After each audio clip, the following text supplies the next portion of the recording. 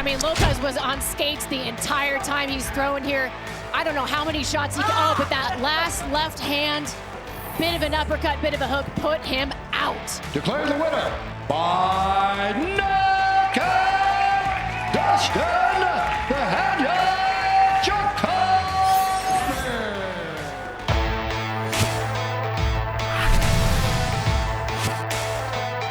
Welcome to UFC Unfiltered.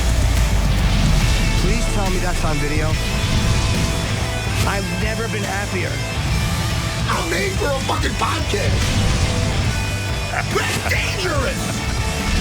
Listen to me, we're at it.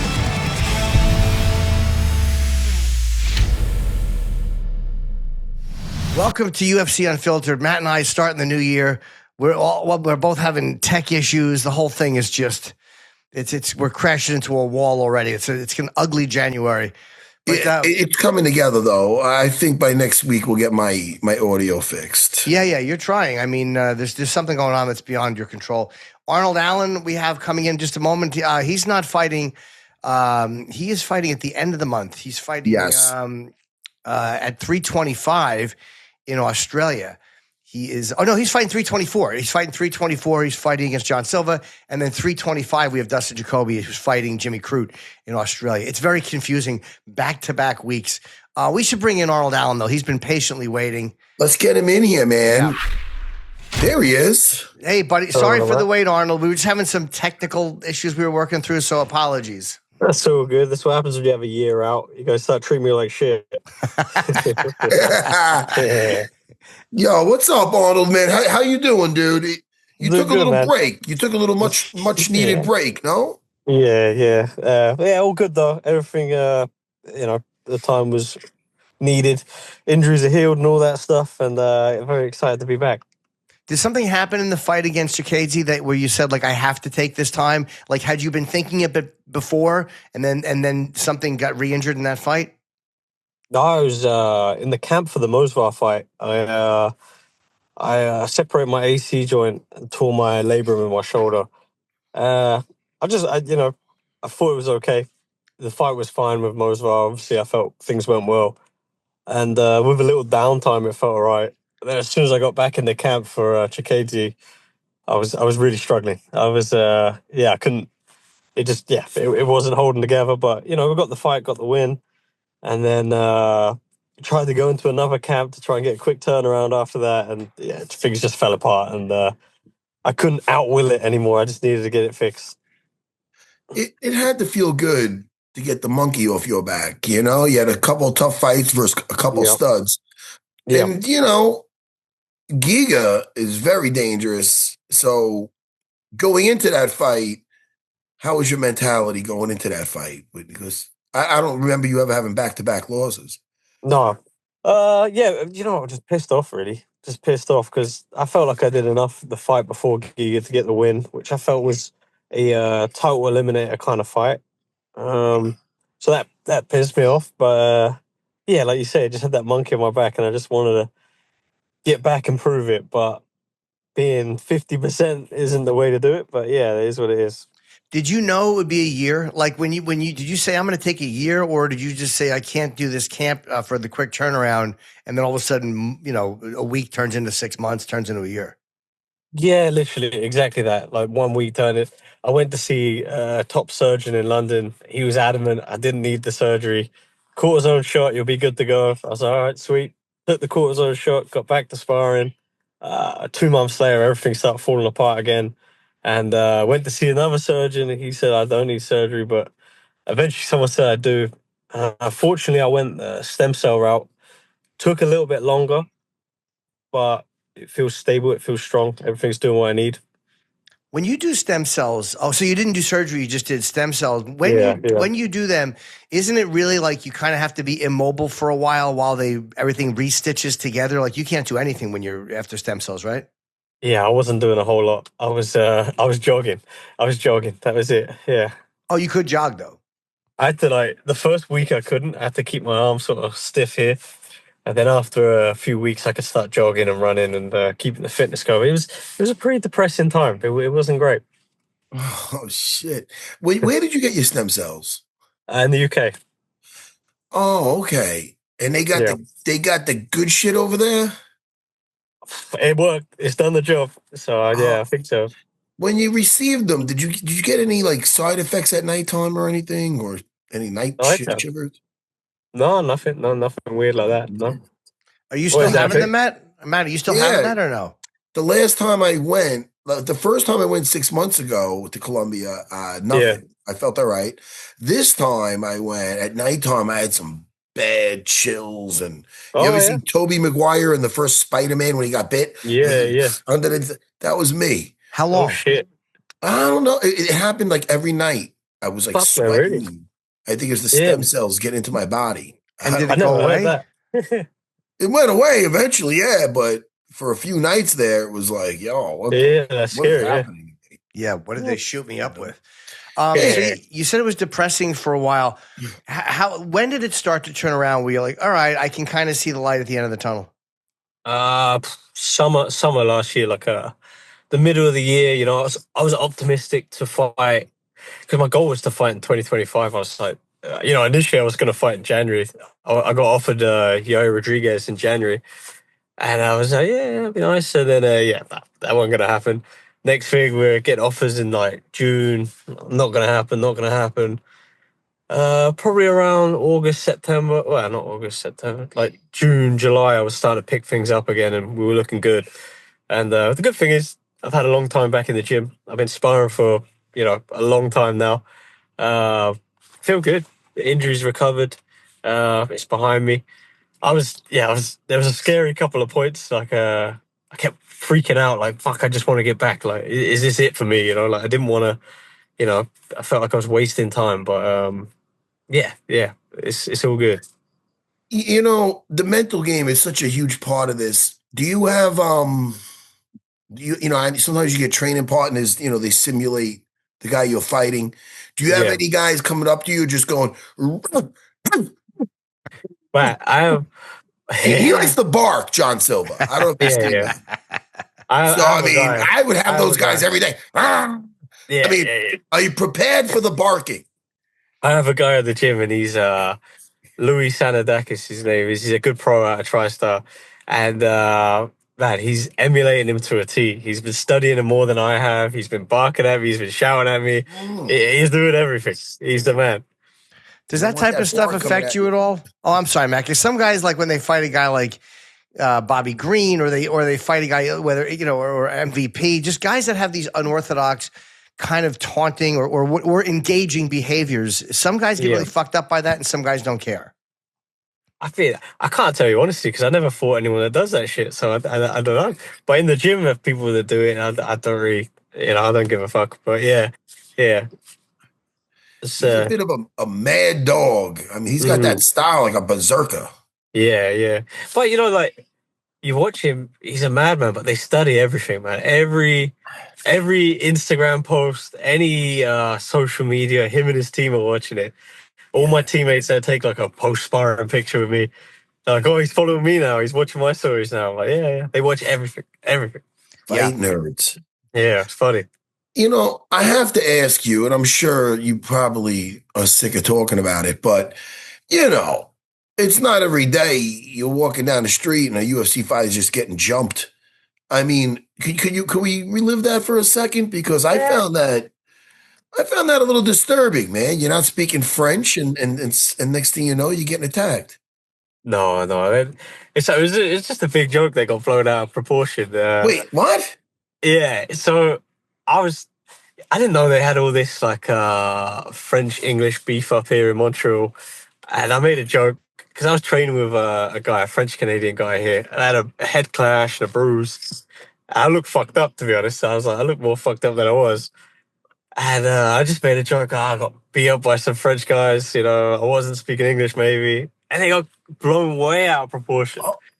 Like I have never been stopped in Montreal for like recognized for being in the UFC. People were stopping me in Walmart and being like, "You're that guy that got beat up, right?" And I'm like, "Wow, yeah." So wait, it never happened at all? No. You need an army of these guys to BBL. Come on, man. That is hysterical, man. So Yeah, wait, no. I thought that was like on record that you said, "Oh, I got jumped by." I thought were like you were joking around. Yeah, but like the thing is, someone, when people clip a headline or whatever, I said it like 10 seconds later, like, nah, it's just a joke. It was sparring. But they Ah, cut those it. son of a Yeah. Yeah, they cut Yeah, that yeah. part. Where in Montreal did you man. live? Because I lived up there during the pandemic. I was on Rene Levesque Boulevard Okay. in Montreal. Are you in Montreal or you're right Yeah. outside of it? No, I'm in Montreal, just NDG, like Notre Dame area. But it's okay. It's Yeah. nice. I'm staring at a lot of snow in front of me right now. But it's nice. The winters in Montreal are infuriating because my wife's from Norway and we would look at the Yeah. weather. It's colder in Montreal than it is in Norway. Yeah, big time. It's, you know what though, like when I first got a bit of money and I started traveling to go train in places, TriStar was top of the list for me. And man, it's rough, it's rugged, it's cold. It's like Rocky style camps, You go somewhere like Thailand, you become a little bit soft. You go down to Miami, you're sitting by the beach, it's nice, life's good. But I think this it keeps you honest, Yeah. And Speaking of honest, Jimmy. Yes, sir. I hope you remember who you did that interview with. Because if that was on here and we clipped that, I'd say I don't blame you. Never do the show again. Whoever you did that interview with is shame. No, you know what? It was my YouTube channel. It was my own shame channel. on you. How Someone did just that clipped it. Wait a second. Somebody clipped your own show? Yeah. They watched like a second, I guess, of my show, my YouTube channel. I do like a fight breakdown. And then they cut it, clipped it. Arnold says he gets beat out for I did say it, but if you watch for another 5 seconds. Yeah. Oh man. All right. You know how it is. I guess that's just people being pricks. But yeah, some guy, because I hadn't fought in a long time, some guy sent me a message. He's like, this is what his message was. He's like, fuck you, Arnold, you're irrelevant. Why are you ranked? And I was like, fuck this guy. And I was like, I'll show him who's irrelevant. So I made a couple of jokes, things out. And then they like headlines everywhere. But yeah, it's funny. Is the guy a fighter or is he just some idiot? Just some idiot, yeah. Nah, it's never a real fighter that says some shit like that, is it? No, isn't it funny though, like how people online have access to you that should never have access to you? Yeah. Like, in your life, a guy who wants to say that to you should have to walk up to you and say it. Yeah. But with the safety of, the computer, people just say things and they're a lot worse than they would be in person. You know what the absolute worst is that pisses me off the most? If someone messaged me some shit, they call me a piece of shit, whatever, I don't care. I'll reply like, fuck you, like, go fuck yourself. And they'll be like, no, I'm just a big fan. Like, I just, I didn't think you replied. I'm like, nah, like, double down, man. Stick to it. Don't be a bitch. Or when you do that, when you reply, and then all of a sudden your fans start attacking the person and they go, and he's getting his fans to cyberbully me. Like, yeah. They just become victims. Yuck. Yeah. You know what? I've been a bit quiet on the social media this camp. I think where I had that time out, I just enjoying the camp rather than doing all the extra shit like taking the photos, the social media. I've just kind of been locked into training, like enjoying the training again. Hey man, congrats on becoming a Jedi. I heard you're a black belt in jiu-jitsu now. Oh yeah, thank you, man. Appreciate it. That's gotta feel great. Yeah, it does. But I feel like a white belt again, being surrounded by top class guys, Yeah, but it's good to have in case you ever want to teach or have a school. You never know. Like it's always good to have that. That's always the goal, isn't it? Do you do gi also? I do a little bit out of camp. I'll do like once or twice a week, but I'm dog shit in the gi. You know what I mean? Yeah. I'm terrible. Yeah, it's good to have on once in a while because it makes you feel a little terrible with this. Now they're grabbing you and you have to break the grips. You have to, slow shit down. Yeah, it's fun. It's necessary. When you become an old man like me, you'll even appreciate it more. You slow young fuckers down. You take away all their leg locks. Yeah, I'm sure. Hey, after that layoff, did you appreciate this camp more? Like, camp sucks. I'm sure nobody likes it. But did you appreciate, like, wow, man, I get to do this here? And you're only 31 years old. You're a young guy, so you have many years ahead of you. Did you go into this feeling any different about dreading it or appreciating it now that your injuries are better? I just like being on the sidelines, like watching the training, watching the division, going to watch like the amateur guys and coach guys, like while I was on the sidelines, give me a whole different. I wouldn't say like I was fed up of training or was over it or struggling. I love training. It's my life, but it gave me a whole another level of appreciation for what my job is, and the luxury I have. Like this is my job. Like I love this shit, and yeah, being forced to not do it and being forced to miss it against my will, it really sort of give me. I don't even think I needed the kick up the ass, but it gave me a big kick up the ass to get to work harder and be back and appreciate the life I get to live. Yeah, because it's like the thing, like, oh, wait, there are things in life that can happen where I wouldn't be able to do this. Like, when you see that, you're like, fuck, I should really enjoy this while I'm doing it. Yeah, exactly. It's a tough game as well. Like, you can make one wrong move, you're out for me, I got thrown in training camp. Fortunately, was able to suck it up and do 2 fights. But yeah, then that had a snowball effect, and I couldn't keep pushing through it, and I had to get it fixed, and I'd take a year out eventually. So that sucks. Yeah. With this layoff a little bit, did you binge any series, watch any movies, read any books? You know what? I was so stupid, like so locked into recovering. I was like in training camp every day. Like if I could do balance drills, I was doing like an hour of like balance, stretching, studying fights, watching the guys in my division. I was doing like a training camp of recovery. I was doing oxygen therapy, like visualizing. I was going to do red light, everything, every day. So you weren't sitting there on the couch. You were No. You were still mentally in the game. Yeah. I probably should have chilled out a little bit, but yeah. No, I was locked into getting back as soon as I could, And you were doing oxygen therapy. Is that when you get into like this coffin shaped thing and have to lay there for a while? And is there an option to sit up in there, or do you have to lay on your back? Yeah, so there's some that have like there's like 4-person chambers, and this like the hyperbaric oxygen. They put it below sea level. I think we were below. I think it was like 40 something feet, and then they pump it full of oxygen. You wear the mask, and it's supposed to help speed up the recovery. It's a weird one. You don't really feel anything happening, but science says it helps. So, yeah. Wait, you were below sea level, or they simulate that? They simulate it. They pump the air out, and then they change the pressure. Oh, okay. Yeah, it always seemed claustrophobic. Guys that will lay in, the ones where you just kind of lay there and they close it over you. I think that would freak me out a little bit. Yeah, I was trying.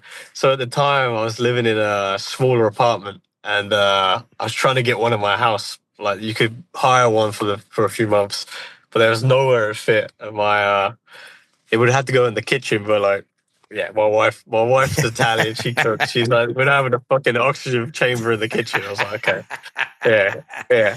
I didn't know you could rent them. You can rent one. I should get one in the house just to really annoy my wife. Put it right in the living room. You're just looking. You don't hear her sitting there. Just waving. That thing freaked me out because the hyperbaric chamber. Did I say it right? Yeah. Yes. Yeah, that's right. When I was in Colombia, they had one. I was supposed to do it, but I opted out of it. Because you know what happens? Not for TMI, but I got ulcerative colitis. So they're like, all right, when it's done, you're locked in there. But when you're done, you can't jump right out. It's got to take like 10 depressurize, decompress. Yeah. So I'm like, oh man, what if I have an ass attack? I go, I'm not going to be in here shitting myself. Like everybody looking at me in this clear box, and I'm going to be like, let me out. I'm grabbing. It was like a fear of mine. Yeah. I'll just, I'm trapped. Yeah. I can't be stuck in there. What if I had an attack? Yeah, that's fair. Jimmy, maybe I shouldn't have brought that. No, I mean, look, it's funny to hear everybody. We all have our things, right? These little things that freak you out. Usually, it's a loss of control type thing. I don't like flying out like bumps. It's all loss of control. And like, what if I have to shit when I'm in this hyperbaric chamber? Like, I mean, that would suck. Fair, fear. Sure. Yeah. Well, Arnold, look, congratulations on being healthy again. We're very happy you're fighting on this. You're on 324, right? You're fighting. Yeah, that's right. Okay, it's in Vegas, right? Yeah. Okay. I'm looking forward to that fucking weather. Like, what is it, like 15 degrees out there or something? I'm looking forward to that. Oh, yeah. Remember, Montreal is miserable this time of year. Yeah. I feel for you. I've been there. But we're happy you're back, man. John Silva, look, he's coming off that loss to Diego. He's human, obviously. As good as he's looked before that, he's beatable. Obviously, any fighter is beatable. So I know when you see a guy lose like that, you have to know, like, yeah, of course, anyone can go down in any fight. Of course, definitely. Well, listen, man, it's got fireworks written all over it, so I'm really looking forward to it. Yeah. Yeah, me too. Thank you, man. Thank you, guys. Can't wait to see you fight again, and glad you're healthy. We'll talk to you again. Appreciate it, man. Great. All right, Arnold. I knew you didn't get jumped, man. There's no way these punches are jumping on you and doing anything. Matt fell for it. Smack them all around. All right, Arnold. Take care, Warrior. All right, thank you, guys. Good to see you.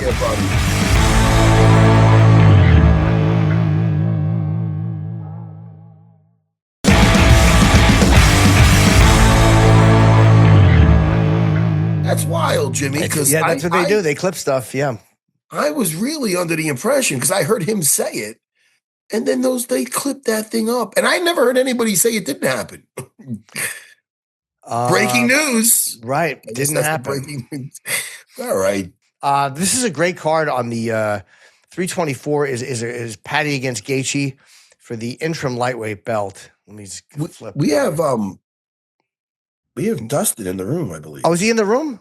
I saw 2 thumbs up. I did not realize that. Oh, let's bring in Dustin Jacoby, who is fighting he's fighting in Australia against Jimmy Crute, who's had a couple of really great fights in a row. Jimmy has looked great in those last 2. He had a few tough fights, and then he looks tremendous now.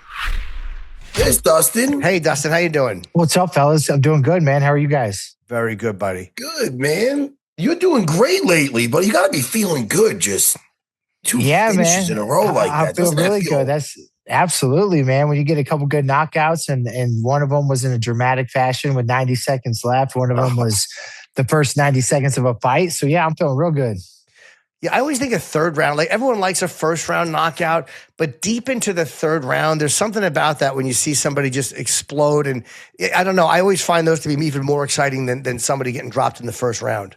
The crowd loved it. Dana White loved it. I got a performance bonus. So it was an epic night, man. It was right before Christmas 2024. And and then this year was a great year too. I fought in May. I had another first round knockout and unfortunately broke my hand. So I've been out for a little bit, but getting ready to get back at it here in the land down under. When you fought Vito Petrino, it had to feel great because I know what it's like personally. More than once, I had 2 in a row that I dropped. And to get that, like I was just talking earlier to Arnold Allen, he had something similar. To get that monkey off your back feels great, doesn't it? Yeah, absolutely. And plus I had lost a couple in a row. I'm getting older too. I'm 37 years old. So it's like you go and you fight a Vitor Petrino who's 26, an absolute unit. The UFC is trying to push him on and kind of, next man up type thing. And like I said, to knock him out with 90 seconds left in dramatic fashion and get a performance bonus and follow it up with another big win is we're riding the train, baby. We're hot right now. And Jimmy is coming off 2. I don't know if I said knockouts or stoppages, but 2 subs, first round submissions. But he also had like a little bit of he was having some tough luck for a while between 2 draws and a couple of losses, and now he seems to have gotten things right. So you got to be ready for probably a very fired up Jimmy Crute. Like he's really looked good lately. Oh yeah, absolutely. Plus, it's in his hometown. It's in his home country. Not his hometown per se, but his home country. So that's what fired me up about this fight was being able to walk out there on enemy territory, take on a very tough Jimmy Crute. The guy is not going to go away. This guy is extremely tough. I think he's been as ranked as high as number 9. Came on the scene hot and then had his little fallback a little bit, took some time away, and he's come back with vengeance. So I think the fans are going to win in this one. Yeah, and this is your second stint in the UFC, and it's going well. What was the process to getting back into? It was the Contender Series, I think, right back in 2020. And I'm sure we've asked you about it, but my memory is shit. What was the process where that happened? Had you been gearing up for it, or did you get a surprise call? Oh no, man! It was a very long process, a 10-year process to be exact. When I first got in UFC, I was 23 years old. super young, super inexperienced, had never been taken down in a fight before, had never hadn't done a lot of things inside there, and got there way too quick. I've had like 2 different careers. So then I had the UFC career early, got cut. I continued fighting. I won a professional title outside of in a big organization, CFFC. And then I got a call from Glory Kickboxing to do an 8-man kickboxing tournament, 3 fights in one night. And I won all 3 fights by knockout. And I had a 22-fight Glory Kickboxing career, and had broken my arm a couple of times. So I knew it was time to get out of kickboxing, and I wanted to get back into the UFC. That was always my main goal, is to get back. The kickboxing just kind of came along. I loved it. They paid well. It just allowed me to chase my dreams and follow my career. And 2020 rolled around. I'm like, man, could not get a regional fight. And finally just hooked up with Jason House and Iridium Sports Agency, and they took it from there, man. Gave me the Contender Series opportunity. I took advantage of that and went on a big run. And here we are, man. I just signed my 7th contract with the UFC. So I'm excited, man. Life's good. That's great. How are you? Are you getting to Australia early? Because you're out of Colorado, correct? Yeah, I'm in Denver, and then I leave here in next Saturday. I'm going to fly there. So I'll be there for 2 weeks ahead of time before the fight. That should be good. I mean, first of all, Colorado's great because, it's almost like, it's not like everybody there is going to come out with the Marab endurance, but you do have a little edge. Oh, the Olympic Training Center is here for a reason, man. I mean, you got the elevation for sure.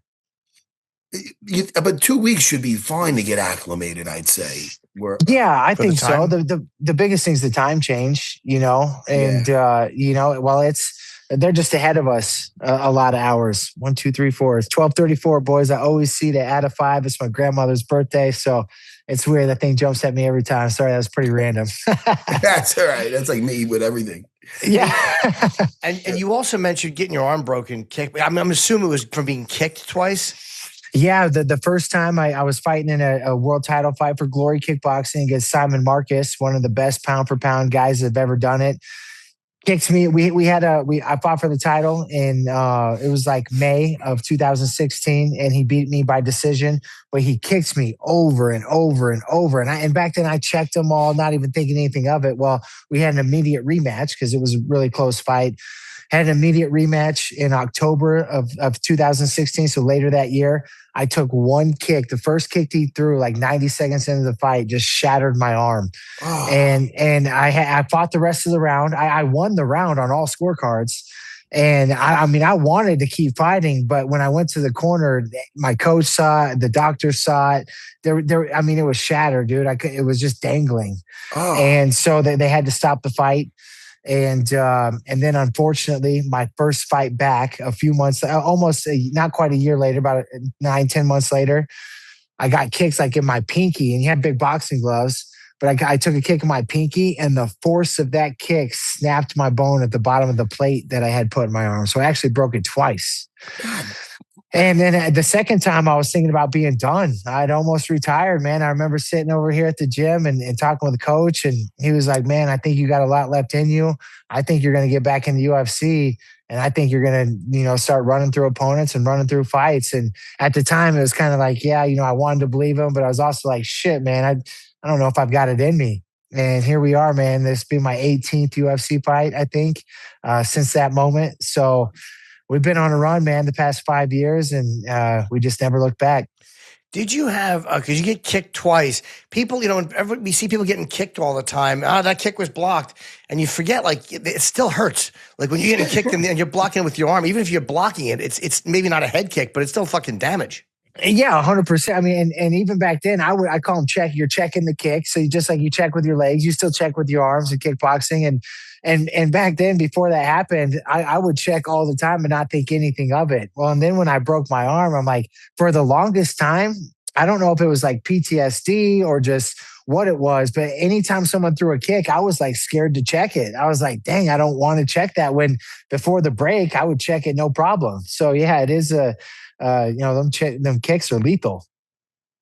What do you think's harder to prepare for, because you did so much kickboxing, the kickboxing matches or the MMA match? Oh, MMA for sure, man. There's so much more that goes into it, as you know. Just the wrestling, the grappling, the up down, up down. The up down is just a killer, you know. Especially as you get a little bit older too, man. Get on these mats wrestling with these guys. The up down takes it out of you. Kickboxing now, the violence and the physicality is more. Is at a higher level, I think, because kickboxing, there's no, you know, if you're beating me up on the feet, I can take you down. We can rest a little bit. I can look for a submission. I can be resting and be cooking, as we like to call it. And kickboxing is two guys going toe to toe the whole time, just pounding on each other. And that's one thing I've told these guys, man. Kickboxing is just, it's like I've had two separate careers. You know, I took a beating. I took my licks and wounds like a man, my beatings like a man, and kept going. But it was a brutal sport, man. Just the relentless kicking and toe-to-toe stand-up fighting. Did you think, like, when you had broken your arm the second time, do other guys look for that now? Like he's going to be nervous about checking kicks? Or is that something that you look for in another fight? If they came back from a broken arm, you're like, that guy's not going to want to check kicks. So that's a great way to attack him. Yeah, absolutely. You know, there's tendencies for a reason, and that would be one that I'd pick up on. You know, if I was fighting Crute and he was coming off of a bad injury, you know, not to be malicious, but we signed a contract to fight each other and do whatever it takes to win at all costs. And if I knew he had a weakness, I'd certainly attack it. But at this point in my career, I don't know if a lot of people might not even know about it. And it's one of those things where I've kind of gotten over it. So, you know, kick away if you're kicking at me. But yeah, man, if you know a tendency or a weakness, you definitely want to go for the kill. Yeah. It's got to be nice to go over there. I think with Cody Brundage, right? You're going with, so you have somebody who's a friend and a teammate. It's got to be easier to travel that way. Yeah, absolutely. Cody and I are main training partners. And in fact, he's fighting a guy that an Australian 6'3" striker, pretty good grappler. But and I'm fighting Jimmy Crute, who's like a 6-foot brute wrestler, which is Cody. So we are the perfect training partners for this camp. And we are anyway. We've really, we do well of just competing every single day in here, and to be able to go down there together, we'll be out there 2 full weeks. We'll be out there a full week, just him and I. And then the next week our coaches get in. Yeah. And then that's fight week and more of a down week, but still staying sharp and getting ready for the big night on Saturday. And it'd be on Sunday afternoon in Sydney. Right. Yeah. Hey, the week of the fight, what do you watch anything that to inspire you? Do you read any books? I remember Frank Shamrock back in the day would say that he would read books on serial killers. But yeah, anything Braveheart? Is there certain things that you watch? Any kind of rituals? Yeah, for me, I do always revert back to books. I'm a big Audible guy. I'm reading The Art of Winning right now by Bill Belichick. Great book. Just came off a book called The Twin Thieves, which is another great book. But I usually go to a David Goggins book, and I go to some of the hardcore shit he talks about, and just about persevering and not giving up and just keep going, man. One foot in front of the other, that military mindset where they don't focus on the end. They just focus on that next step, that first thing in front of them. And documentaries like The Last Dance with MJ, I love that shit. That gets me fired up. Guys are just competitive and compete at all costs, and just never turn it off, man. So I love reverting back to The Last Dance and the David Goggin books. Those are kind of my go-to on fight week. That's awesome. And when you get there like a week early, in Sydney especially, are you going to do anything? Like I don't know how you feel with heights. I hate heights. And I was there. I did the Sydney Harbor Bridge walk. There's like a really nice bridge there, and they take you over it. You can actually walk up and over the bridge. It's fucking horrifying if you hate heights. And I do, but I did it. So if you're bored and you need something to do. Yeah, I'm not the biggest fan. Need something to get my adrenaline up on fight week. Just get me thinking. I'm sure we'll get out and about. Hell, I might even play some golf, man. Golf is my favorite pastime. I might find a course out there. We've got some time. We'll have some downtime as well. So, but then I'll be out there for 2 weeks, and I'm staying for a week after with my wife and my in-laws. So we'll probably really hit the town then and find a couple dive bars and some good food. That's smart to stay for a week after. This way you don't have no pressure. You can eat whatever you want and just, have a good time. Yeah, we do a good job with that everywhere we fight. Even when it's in Vegas, we'll stay for a couple of days after, 2, 3, 4. Hell, who knows? Sometimes we'll just stay and hang out and lounge by the pool and sip some cocktails and just enjoy life. And relax, yeah. You golf often, huh? Yeah, man, it's my favorite pastime. I love it. So I know guys that get into it, they say they get obsessed. Now, but an average outing is what? 5 hours? What is it? Yeah, that's the only downside to it. Although I don't view it as much of a downside until my wife starts giving me fits about it. And then it is, man, it is a commitment. It does take, I would say, put the over under at 5. The round itself is about 4.5 hours, and it could be closer to 5 if it's slower. For about 4 hours, 15 minutes is a pretty good round.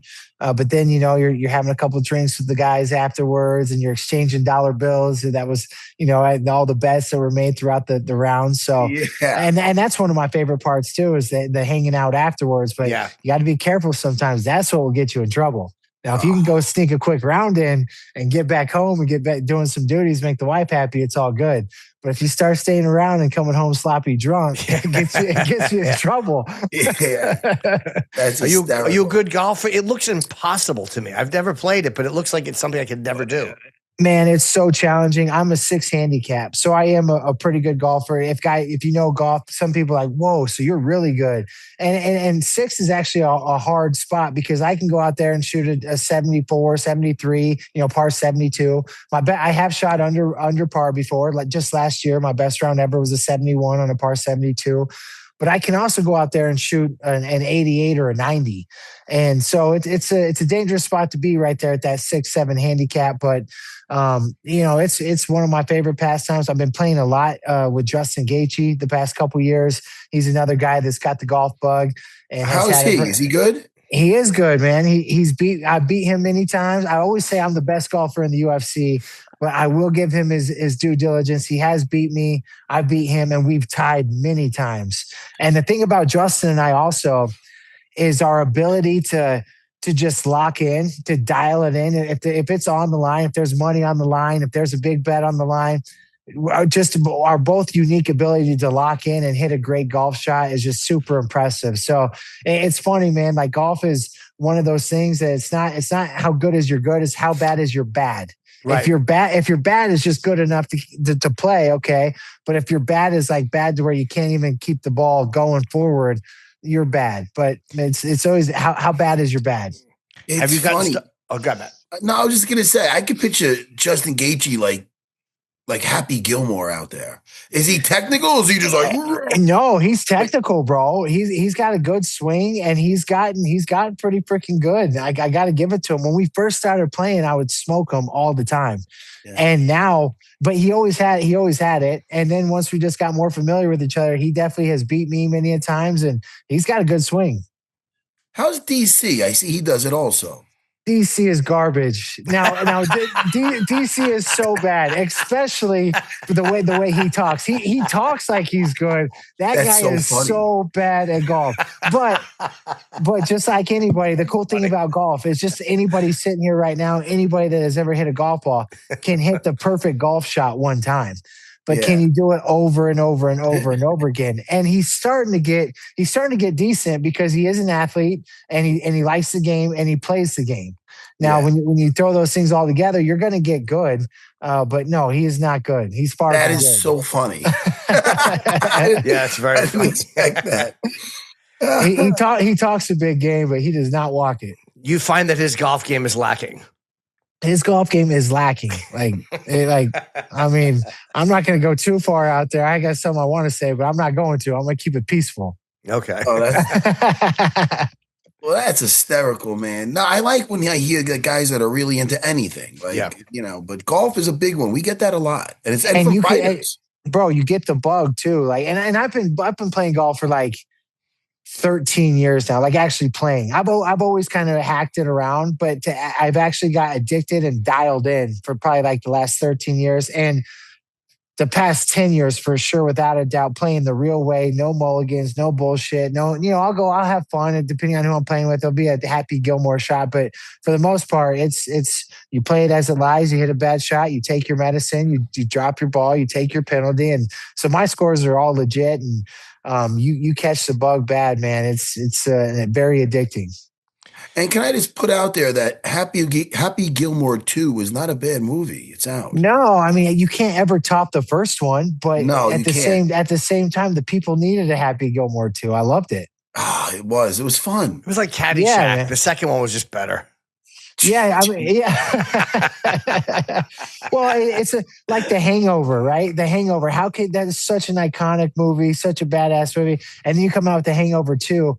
You're still gonna like it, but it's gonna be hard to top the original Hangover. You'll never top the original, right? And then you got the third one. It's just like you're still enjoying them, but you're losing a little bit each time with each one that you make. The Happy Gilmore, there was so much time in between them that I think it was good that they came out with it. Yeah, me too. I enjoyed it.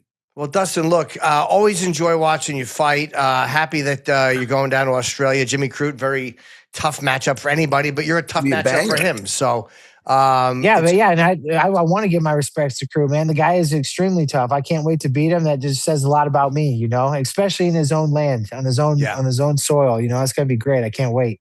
Have a safe trip down there, man, and have a great fight. And we'll talk to you again. Always great talking to you and always great watching you fight.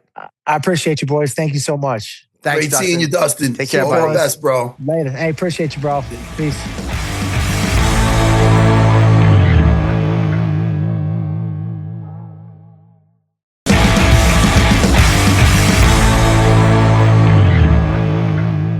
That was great, man. Yeah, two really nice guys. He's got his head on straight, man. Mm-hmm.